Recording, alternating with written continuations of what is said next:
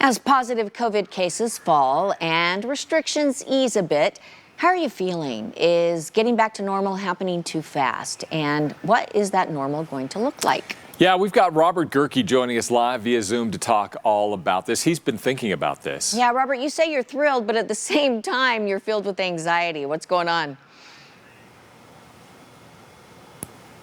Can you hear us, Robert? Yeah, I can hear you. Sorry, you're going to hear my dogs here in a second. Oh, no, that's okay. 1 second. Yeah, there you go. Oh, there we go. Did they listen? Okay, hopefully they'll be quiet. Yeah, I think we'll see.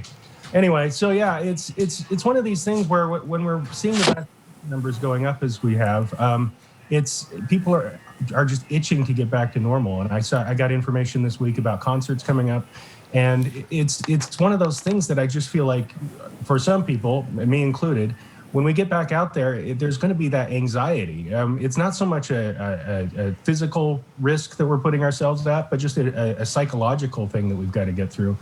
And one of the concert promoters I talked to said it very well. It's not that we're in any physical danger necessarily, because they're taking the precautions. We're wearing masks. We're doing all the things that we're supposed to be doing, but it's a psychological process that we're going to have to go through to get to the point where we can, get back to the way things were before the pandemic started.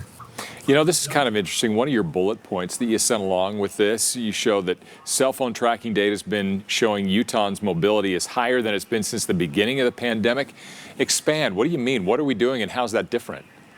Well, it just means that we're getting out more. I mean, we're leaving our homes. We're looking for directions to places. We're going to bars and restaurants more. I've talked to restaurant owners, and they've seen a huge spike. One representative of the restaurant industry said that the restaurants that she represents have seen this big increase in 60-plus customers, because they were the ones who were most likely to hunker down and stay home, and now they're itching to get out there and do what they want to do. I think the thing that we've got to remember, though, and the reason I brought this up in the first place is you might be comfortable, going to a place where it's crowded and maybe not wearing a mask. Maybe you've been vaccinated, but 75% of the state still hasn't. Some people aren't comfortable with it, and we've just got to be respectful of each other's boundaries, and that works both ways. I mean, it's going to be something that we've got to kind of ease our way back into, like it's a hot tub. You don't want to just jump in. You got to kind of ease into it, I think. And people are going to have different levels of comfort, and those different levels of comfort are things that we're going to have to kind of learn to navigate. I think there's good news. I mean, the vaccines seem to be working. My column today, I addressed some of the signs that they are. Among the older populations that were first to be vaccinated, there's been a 95% decline in cases, which is higher than the rest of the public. We haven't seen cases in long-term care facilities. So there are signs they're working, but we need to get vaccinated, and we need to be a little considerate. Like Spencer Cox said, don't be a jerk. Yeah. So do you think then that, businesses and I guess restaurants, and do you think they'll be taking their cues from patrons and doing what the patron wants, or what do you think we'll see? I mean, that's what they've got to navigate. I mean, and they're each doing it differently. One concert promoters I talked to, they're doing concerts. They're just doing it at reduced capacity, or they're doing them outdoors. I talked to a representative of the Utah Jazz. As you know, they're up over 5,000 people now in attendance in person. They're kind of easing back into that. They're still going to be requiring masks, even if the mask mandate goes away. They work with the NBA and the state to kind of come up with those guidelines.